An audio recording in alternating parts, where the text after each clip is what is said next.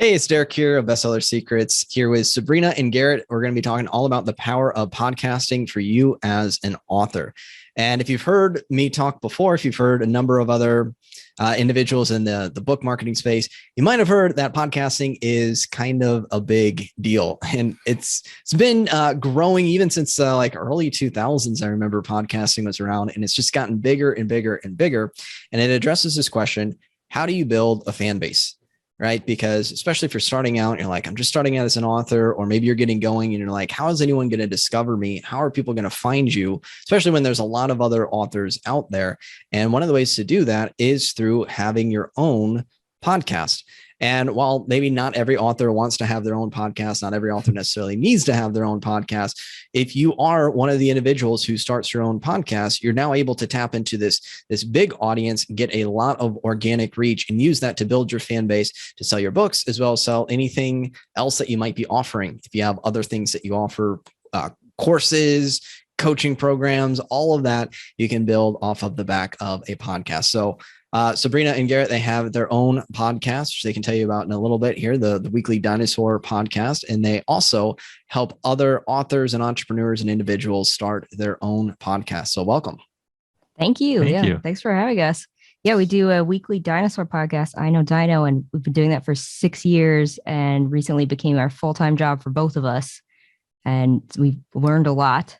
So we want to now pass on, share the wealth of knowledge. Plus, Sabrina doesn't like to brag about herself, but she has a master's in publishing and has also published quite a few books. So she, before we even started podcasting, has been like an author and knowledgeable about the book space for a while too. So it's sort of both. It's a perfect conversation. Like, what is the benefit to authors for podcasting? And that's Sabrina.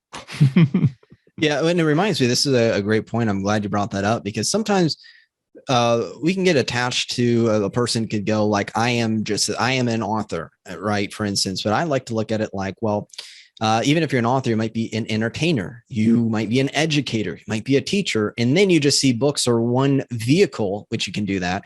You may also do it through speaking and through specifically podcasting as a form of speaking. So now all of a sudden it expands the mediums and the ways that you can get your message out there, the ways that you can get your stories out there. So I invite any of you listening to this to think beyond any one label and see how much more that you can do. Maybe you're a publisher, right? And one of your publishing platforms is books. One of your publishing platforms is your podcast. So that brings me into the question, well, what inspired you? You have a background as an author, Sabrina. What inspired you to get each of you into this whole world of podcasting? Well, since we have the Dinosaur podcast, it was largely due to the dinosaurs. And 6 years ago, we had a dinosaur themed wedding. And after the wedding, we didn't want to stop talking about dinosaurs. And at the time, podcasts were starting to get much bigger. But we noticed there's a lot of good paleontology podcasts out there, but there weren't necessarily ones that focus specifically on dinosaurs. And there's new discoveries every week. So we thought, well, why not us? Why not try this? And one of the things that reminds me of is just goes to show you that there's a market for so many different topics, right? Like in the original days of radio, there were only so many radio stations. Things had to appeal to just like a huge mass market. But now, thanks to podcasting, you can have topics, like dinosaurs, and fellow dinosaur enthusiasts can tune in and now find these things that they love. So this is great for if you have a topic that you're really passionate about, you can take that, you have an outlet for it. And then I'm curious how, from a business perspective, what are some of the benefits that you've seen, whether that's through the monetization or, other things that you've then been able to do as a result of having a podcast? Yeah, it's all part of building your platform. So like as an author, we often talk about having the author platform, and podcasting, it's building your fan base, building your community, and it all can lead to the same thing. And it's just like what you're talking about. Like you probably, as an author, you probably have a topic that you're already an expert about. Maybe that's the book that you wrote. For nonfiction authors, that can work really well. Even for fiction, we've seen you can talk about maybe your writing process if you wanted to, or something like, say you had a historical novel, or you could start a podcast that goes deeper into the history around your story. If it's a series, you could even do like seasonal for each to cover each book, that kind of thing. So yeah, it's really great because it's like you said, Derek, you think about yourself as a storyteller, not necessarily just one medium. Like you want to be able to share your story in multiple ways. Yeah, and you probably already have a bunch of content if you're an author and you've prepared a book. The editing process leaves a lot out. And there's going to be people out there that want that extra information. And a podcast is a good way to do that because it might not be in quite the right format for your book. It might not be succinct enough, but podcasts can take a myriad of forms. So if you have the extra content you've already put the work into making, you could share it on a podcast. Yeah. So you have this extra content that you can do. You can go deeper. You also just have people who prefer the audio medium where they might, reading's great, but if you're doing the dishes or, cleaning or exercising or whatever, you might not be, a book in one hand and doing the activity with the other. And then in terms of your podcast, even outside of being an author, like what are the benefits you've noticed from having the podcast in terms of, fan base? You have, I'm curious how it works. You have like sponsors, or what does it mean for you from a business perspective in terms of what this podcast has been able to do for you? Yeah, we have sponsors and we also have a Patreon, which I think a lot of authors have these days too. And so it's our membership community. And that's been the biggest benefit for us, both from a financial point of view, but also from just a like everything else point of view, because it's a community of fellow dinosaur enthusiasts and they tune in every week. And throughout the week, we've got a Discord server that we've set up for them. So we're just like chatting about dinosaurs all week and we get a lot of support. People support each other. And it's a really great way also to get feedback and to test out new ideas. So there's a lot of benefits to having this direct connection with the community. Yeah, absolutely. Cool. So this brings me into a couple different areas where a podcast could benefit an author, really benefit anyone who's passionate, has stories or messages that they want to share. So one way is we'll look at it like earning income from the podcast itself, which may or may not be some people's goal, but that's one avenue. Another thing would be the podcast is a way to get fans and build the fan base, which you can then sell books and other things like I mentioned. So let's start with this first way. What are some of the ways that if someone starts a podcast, they go, I like this, I'm passionate about it, I'd also like to earn some income from it, have it be a revenue source. So what are some of the ways? You mentioned sponsorship. So if you can go a little deeper, assuming someone goes, I don't even know what sponsorship is. Someone's just, starting out, they're like, how would you even make money from this? So what are some of those ways of generating revenue from a podcast? So sponsorship is basically you're selling some ad slots in your show. And usually, yeah, I guess it could be a pretty broad term, but, and the best way to do it is what we call host read ads, which is like we'll work with a brand or company and we'll come up with some talking points. And then Garret and I will talk for like 30 seconds to a minute, depending, usually around the middle of the show, like an ad break, we call it, about this sponsor. And the nice thing about it is that we always make sure that we are on the same page with our sponsors. We like the things that they're selling or promoting. And then that kind of passion or, that interest comes through in our voices. It's the same way as when you're recording your show. You want to make sure you've got the topic that you're passionate about, that you sound like you're having fun, because you are having fun. You should be having fun because it really comes across. It's podcasting. It's this intimate medium. Like, you do it while you're doing chores, listen while you're doing chores or all these other things, but you're really like, we're in people's ears every week and people feel like really connected that way. So yeah, with sponsorships, then we make sure that we connect with the brand and then we talk about it in a way that makes sense. And then everybody is pretty happy usually. If you want, there's all kinds of articles out there about, sometimes you have to be a certain size before, or people feel like they have to be a certain size, certain number of listeners before they can approach brands. But now there are more websites and platforms out there where you can start, even if you have a smaller audience, because your podcast is unique. You've got your own niche. I mean, we're dinosaurs, and we're still able to work with brands. So one of the sites though is really great, especially for the smaller podcasters, called Podcorn, and anybody can sign up and you can start to working directly with brands who are looking for specific podcast topics. Yeah. So that could be really good if you're nonfiction, especially because you're probably seen as some sort of expert if you're writing a nonfiction book. And then so there's going to be some brand out there that is related to that topic, and you can approach them. Sometimes they'll approach you and ask if sometimes they'll approach you and just say like, hey, what do you think of this thing that I'm selling? And you can say, I think it's great. Do you want to be an advertiser? So that's one way that you can get sponsors, or you can just reach out directly to them. There are, like Sabrina was saying, there are articles and they give general guidelines about minimum sizes, but it depends on the niche. Because if you're a comedy podcast, and there are a lot of those out there, there's a lot of competition for who is going to advertise on comedy podcasts, and it doesn't fit necessarily closely to a niche. Like there aren't a lot of obvious comedy products out there. Yep. So it might be a little trickier. But if you're like, it actually helps when you have a small specific audience to find sponsors, because those companies might be struggling to find their base out there because it's such a niche thing. Well, going back to, say you've got a historical novel and you decide to do a history type of podcast, and it's probably very specific, the type of history that you're covering.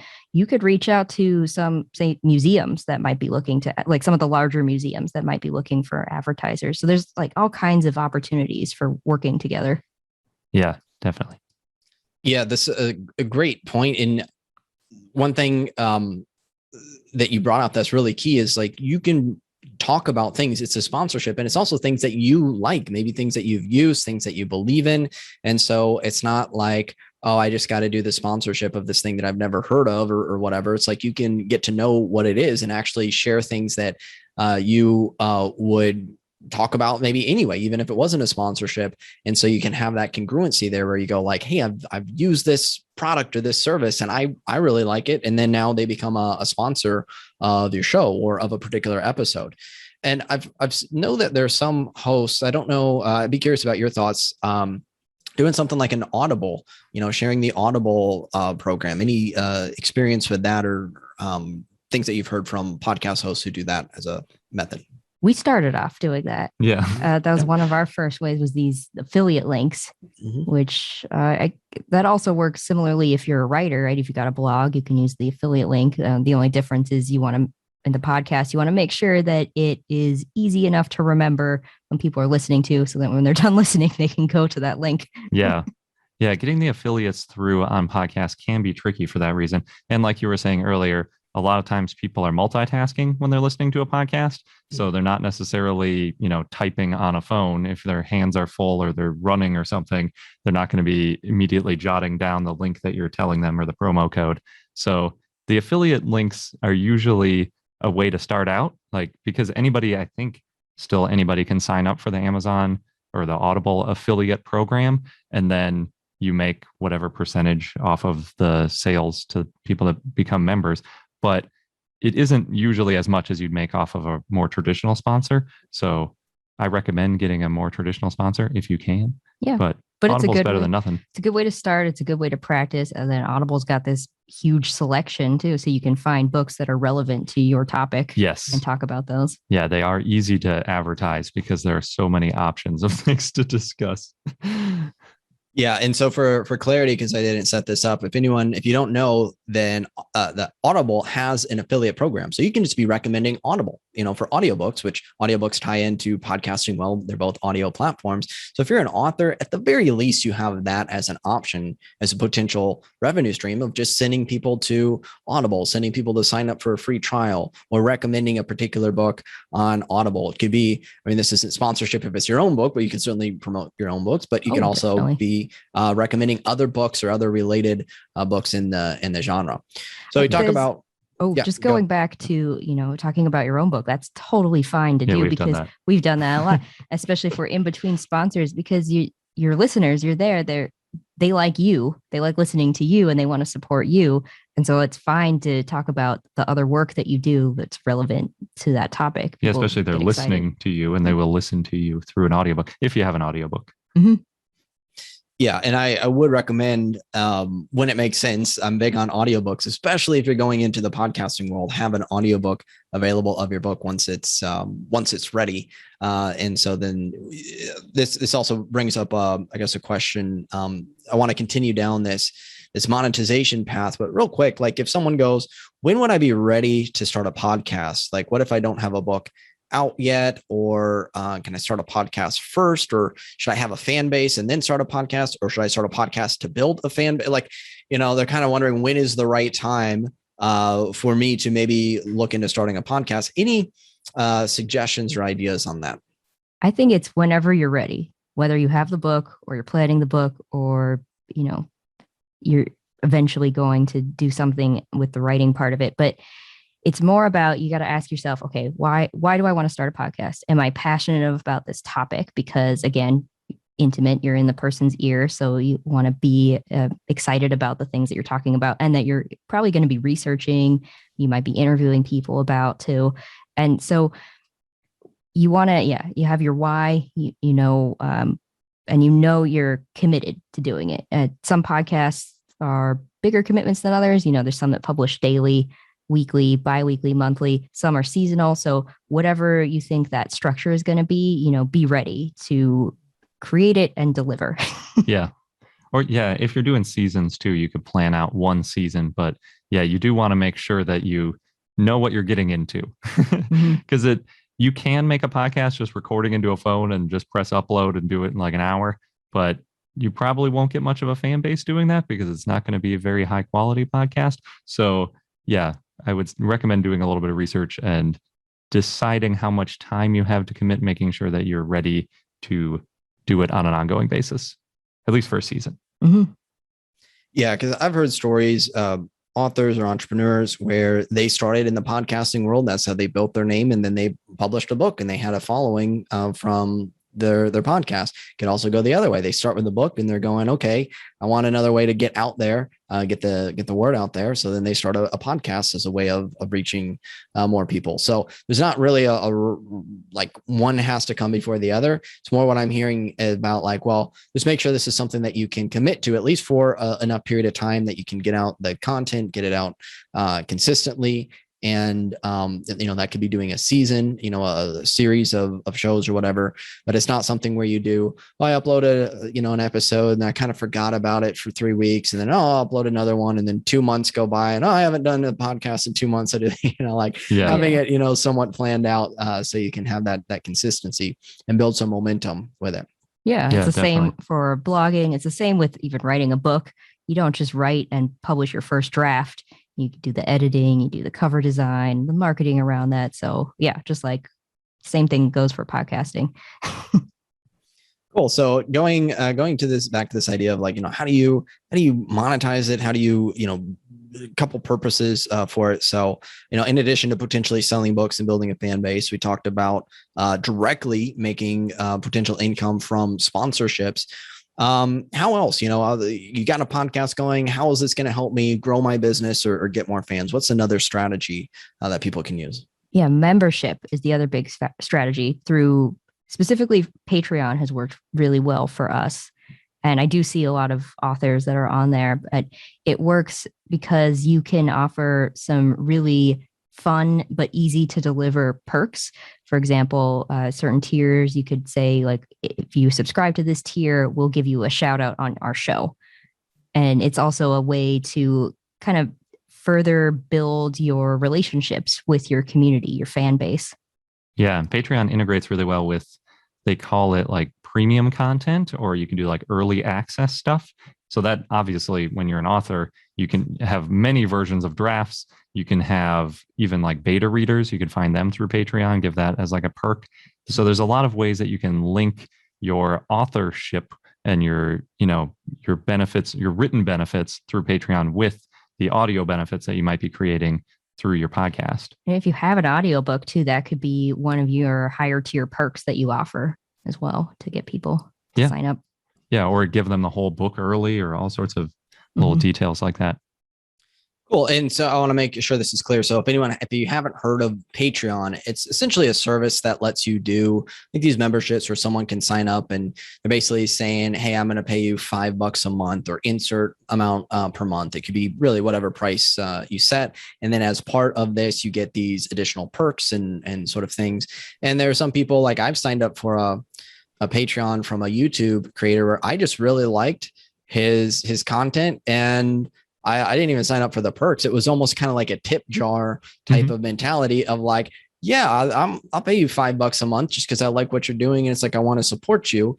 And so there are people out there who, if they like you, if they like what you're doing, they want to support you, they can sign up and pay, a price each month to be part of your, contribute to you. And then you can, as the podcast host, you can offer different perks and benefits. Can you give an example of, it could be your Patreon or someone else's that you know of, as to be like, okay, people pay this much and they get these perks, so people can kind of wrap their mind around it?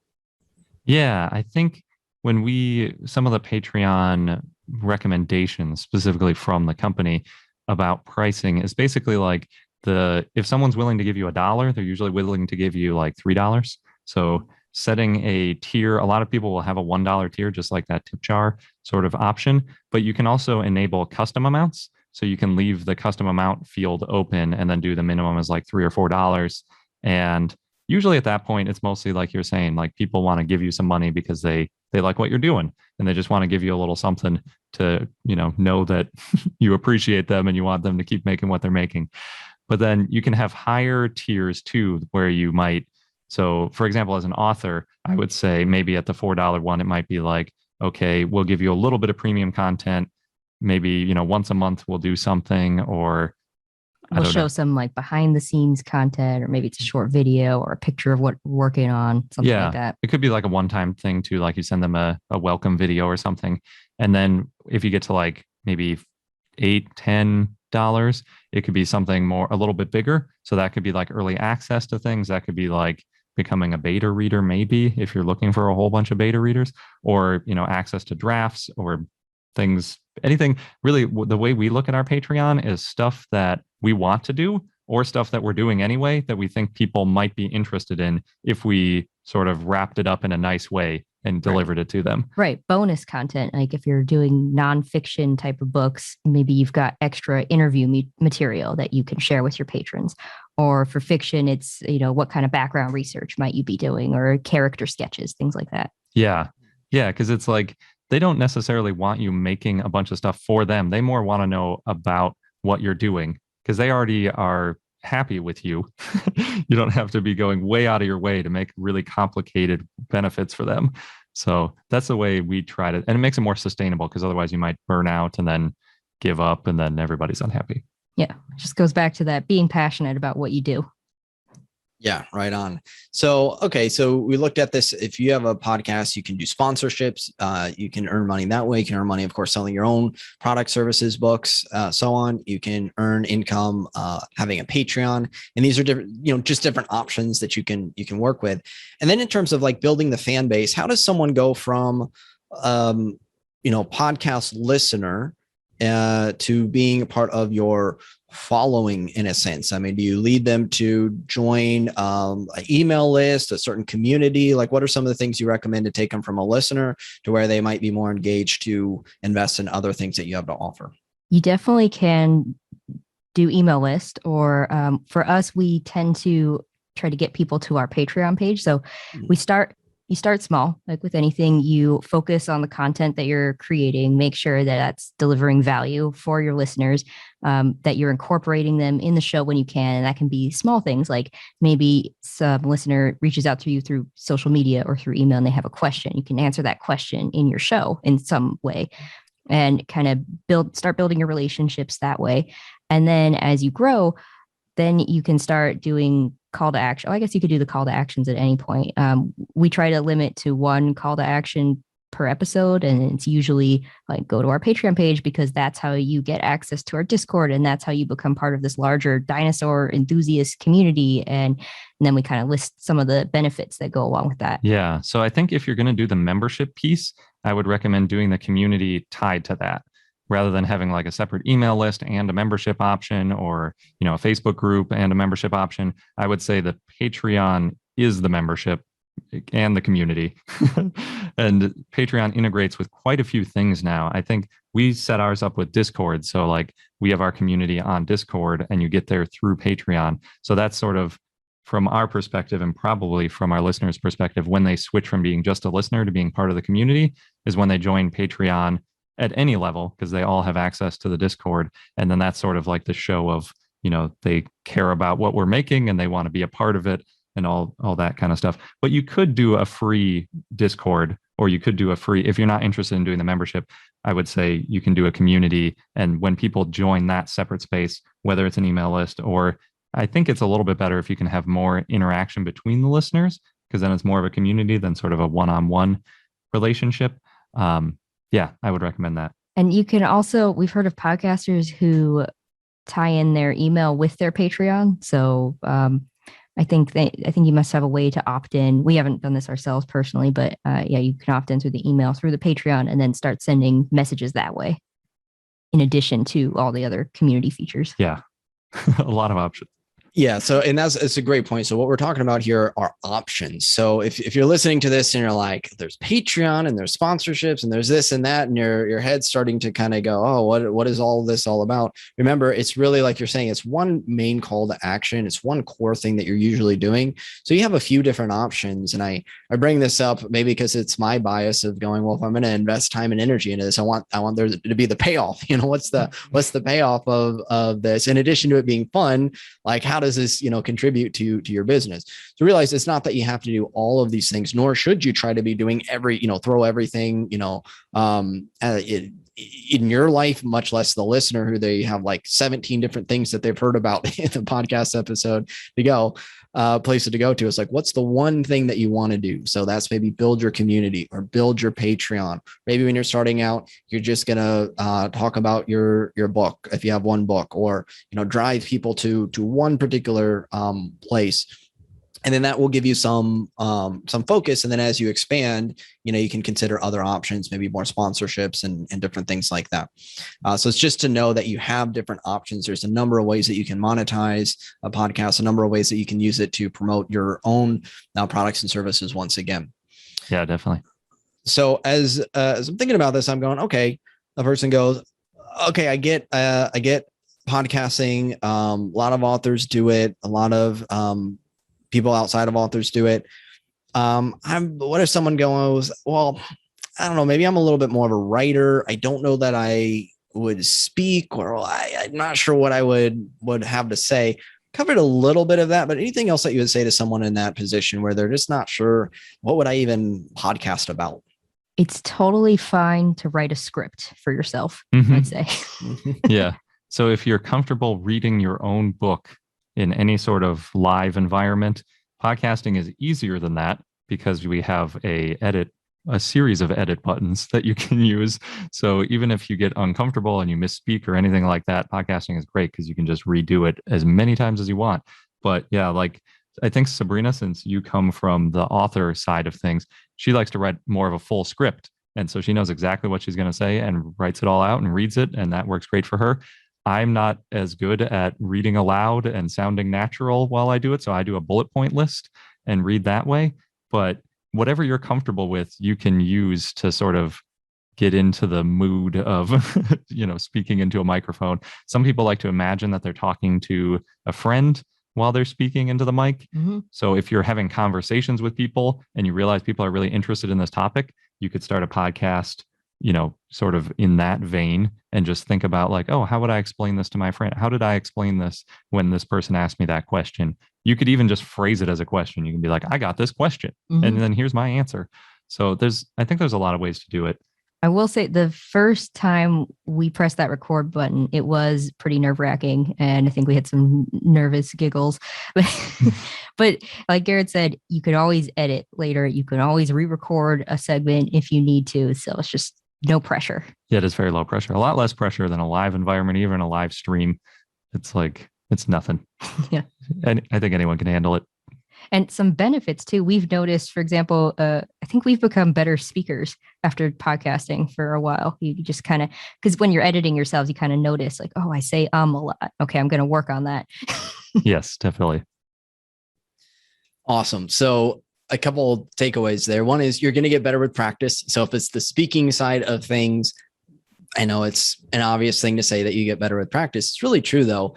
And having that simple reminder for yourself that what I like to think of is I'm just going to do a really bad take and I don't have to play it for anyone. Right. I can totally delete it. In fact, I got a question about this recently from someone who's like, what if I'm really shy when recording? Right. You just hit the record button and it's like, oh, everything just got real. I'm being recorded.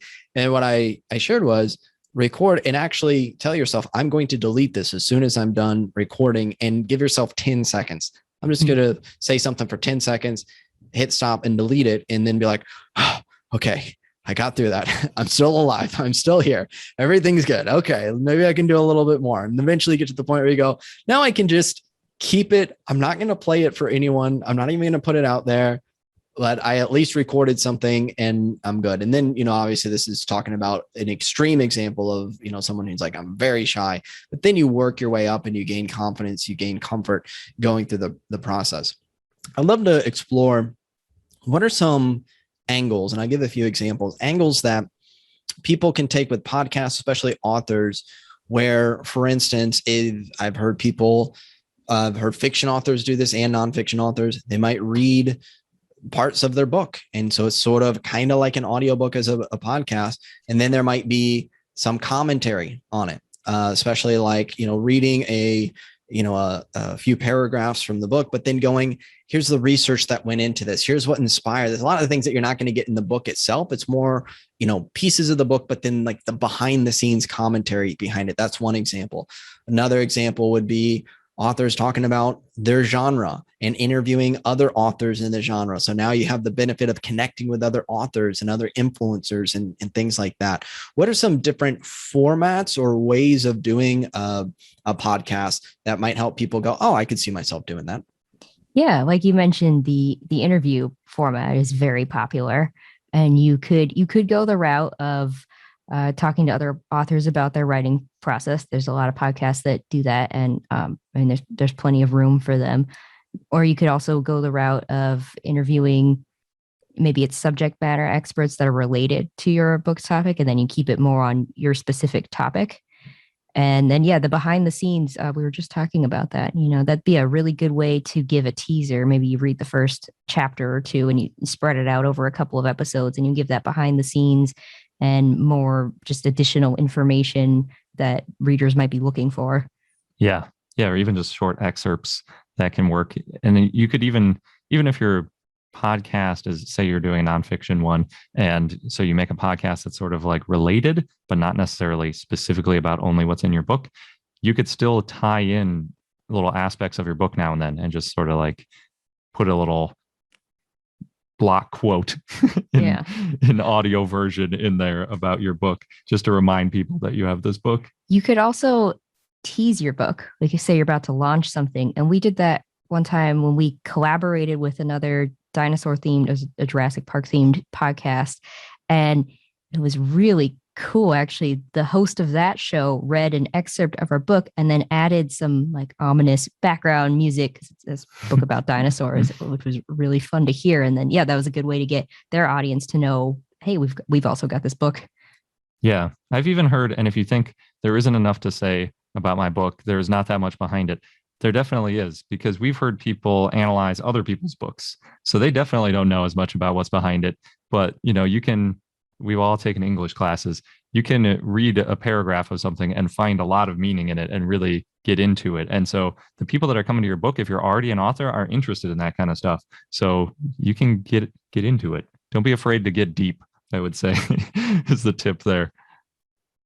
Yeah. And one of the things to point out here is it's not like some people, they might think, oh, I'm supposed to somehow turn my book into a podcast. And it's like, well, that's a type of approach, but it's much more, what's the theme of your book, or what are the messages behind it, or why did you even write this book in the first place? Or maybe you talk about the writing journey. And so it's more, you're talking to other, again, authors in your genre about the world of,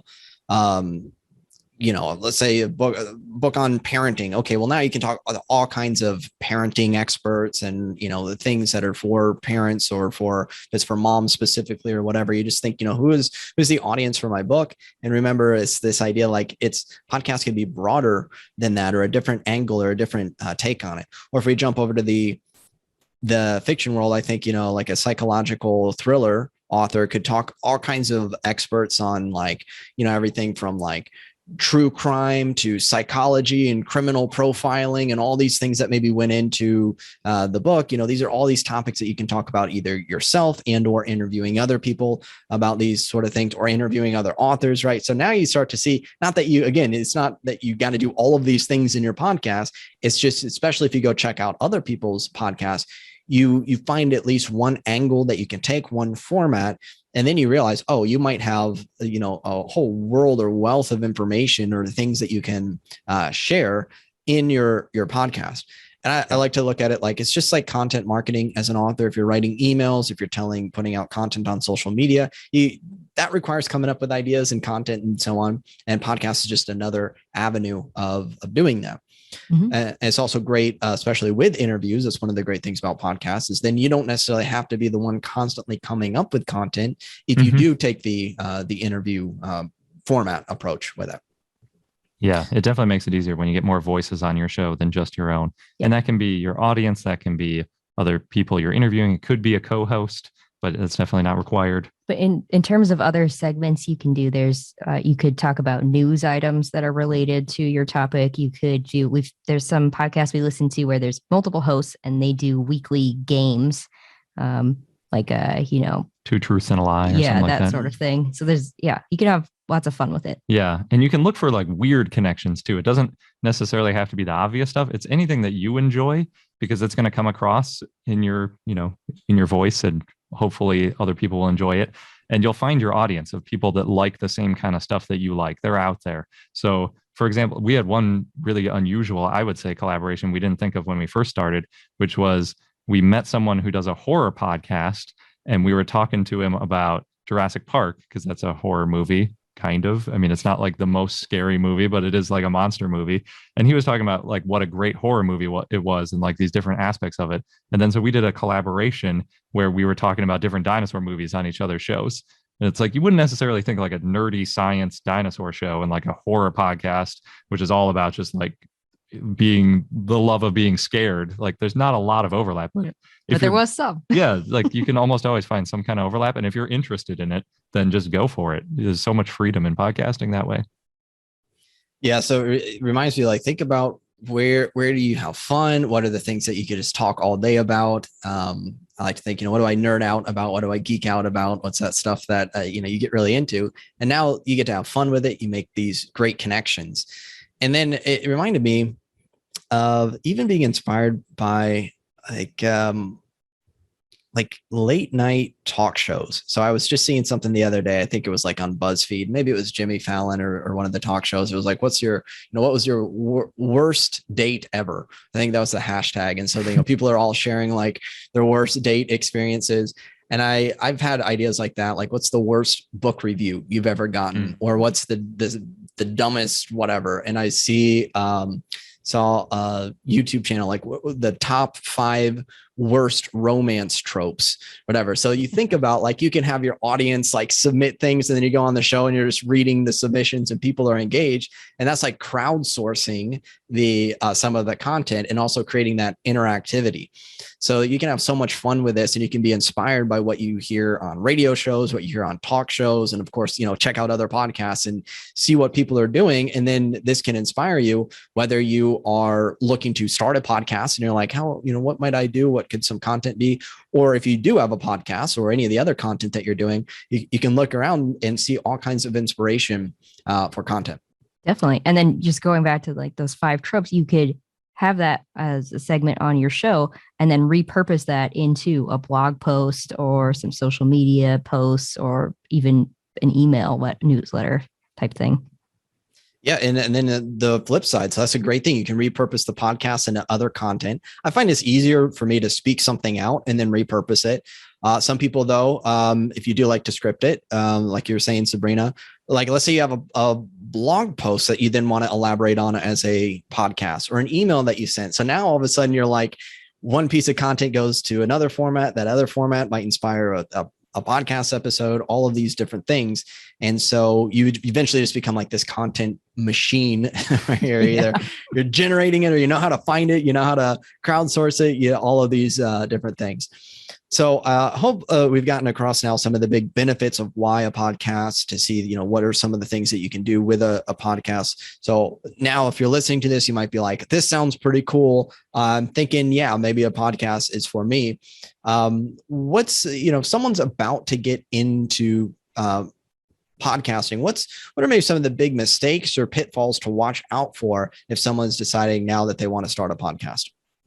Yeah, we usually start with the consistency aspect of it, so that sort of knowing how much time you're going to have to spend editing and preparing for the show, because you don't want to just start cold, turn on a mic and just try to wing it. That's not the way to podcast. So planning it out, and then planning out on a longer basis, can I do this every week? Should I make it every other week? Should I make it once a month? Should I just do a season? Because say you're a teacher, you might have your summer free, but then once the fall comes and kids are back in school, you might not have time for the podcast anymore. So planning it out that way so that you don't pod fade, as they call it, where you just sort of give up and stop creating content. That's sort of the biggest thing I would say when you're starting. But yeah, there's certainly a few things to keep in mind. Getting the right gear is another important one that's not too complicated. Mm-hmm. Yeah. So making sure whatever you do, you can get some level of consistency going. And just to clarify, if anyone doesn't know what a season is, think of it like a season of a television show. You have, the first season, and maybe it's however many episodes, and then there's a break. And then, next year they start up the next season. So you can have a series of just random number, let's say 12 shows or whatever for the first season, and then can take a break. You got that recorded. Cool. They go out. That's season 1. Stay tuned for season 2 coming out on such and such date, and you can do that. So you can maybe do a more immersive approach, or for a period of time, maybe a few weeks, few months, where you record the episodes, take a break, and then come back. But also just making sure you have that planned, so that you do have that consistency, so people can, you've built this following now, you built all these people who love to hear from you. You want to make sure that you can actually give them something to look forward to and deliver, just like you would do if you have a book and people love your writing and they want to hear from you more. And then, of course, there's a lot of other things that goes into starting a podcast. There's the questions: what equipment do I need? How do I know if the show is going to be a good fit? How do I build an audience? All these sort of things, which you could go very in depth on. And you've created training, and you support authors, entrepreneurs, anyone who wants to start a podcast. Can you share a little bit more about how you help people if they want to get started doing their own podcast? Yeah. So Garret and I, we both full-time podcasts for I Know Dino now. And after it's been 6 years, actually it's closer to 7 now, but, and we've learned a lot of lessons, through trial and error. And so we figured out the best practices, the steps to take, how to make things easier in the long run, keep that consistency going. 'Cause it's a weekly podcast. So there's a lot that goes into it every week. And we teach it now, or we will be teaching it through Complete Podcasting course, which we're opening up in September 28th. And if you want to go and sign up, right now we have a quiz that you can take to discover which stage of podcasting you're in and kind of figure out, are you in the more discovery phase, or are you ready to start recording, or, different phases there. And then we'll be opening up the course soon and giving more details. There's a lot of great modules that we've got to cover each phase of the journey and get you, a step-by-step blueprint. Yeah, from starting with the idea and then getting the gear and then setting up all your digital stuff, like the website, because we recommend using a website. Different templates to use to make things easier. Yeah. And then how to edit, how to master it, how to monetize it, how to publish it. Grow your community. Yeah. All that stuff. All that good stuff. Yeah. Plus lots of bonuses. Yep. Awesome. So once again, that is at completepodcastingcourse.com. And then you have the quiz there. What stage of podcasting are you in? And I would recommend, if you're feeling inspired now, you're going, I really like this idea of starting a podcast. You can see the potential. And I would recommend, you can go through a lot of trial and error. You waste a lot of time and money trying to figure it all out yourself. I would not recommend that. I'd recommend going to specialists like Sabrina and Garret here to, have someone they've been through all that trial and error. Have someone that can take you by the hand, A to Z, what you need to do to start the podcast, get it out there, get it growing and earning revenue for you. And you can do this once again as an author to support your author business. It could also be its own entire thing. Maybe it could be separate from the book. So I hope you see the potential as you're listening to this going, wow, podcasting is its own big thing right now, a way of reaching a mass of people that integrates with you as an author, because you are more than just an author. You're a storyteller, you're an entertainer, you're an educator, you're a teacher, you're all these things, or some of these things, whatever they are. You have this, and then podcasting is another means of getting it out there. And as I also hope you've taken away from this, that the lessons here, even if you don't start a podcast or if it's not for you, a lot of what we're talking about here, it's applicable to any content marketing that you're doing, interviewing people, looking at how you can engage with your audience, realizing that you have so much more content and bonuses and perks, and maybe start a Patreon. You could do that just as an author to have your own Patreon and your own community group. So there's a lot of great things here that you'll learn if you go through the podcasting process that you can apply as an author. And even if you don't, you can still take many of these principles going forward. So thank you so much, Sabrina and Garret. Any final words for the listeners here? Just if you've got the passion, because we're talking to authors here, you're definitely passionate, ready, you're a storyteller, you're ready to share your message with the world. So yeah, why not try it in some other mediums in addition to writing? Awesome. Thank you. Yeah, go for it. That's the way to do it. Thank you so much. Thank you. Thank you.